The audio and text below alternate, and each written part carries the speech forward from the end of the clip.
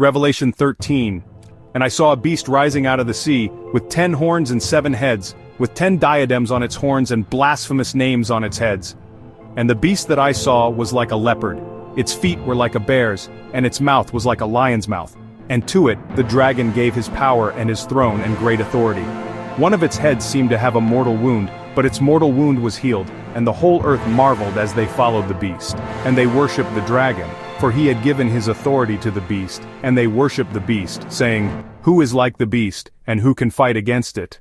And the beast was given a mouth uttering haughty and blasphemous words, and it was allowed to exercise authority for 42 months.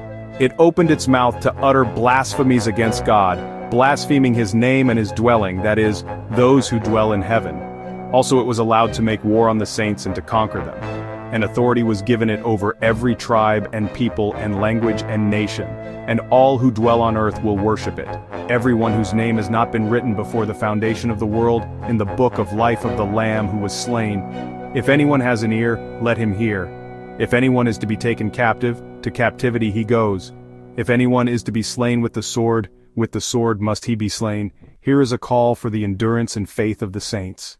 Then I saw another beast rising out of the earth. It had 2 horns like a lamb, and it spoke like a dragon. It exercises all the authority of the first beast in its presence, and makes the earth and its inhabitants worship the first beast, whose mortal wound was healed. It performs great signs, even making fire come down from heaven to earth in front of people, and by the signs that it is allowed to work in the presence of the beast, it deceives those who dwell on earth, telling them to make an image for the beast that was wounded by the sword, and yet lived.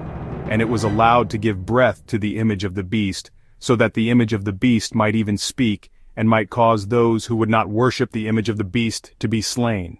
Also it causes all, both small and great, both rich and poor, both free and slave, to be marked on the right hand or the forehead, so that no one can buy or sell unless he has the mark, that is, the name of the beast or the number of its name.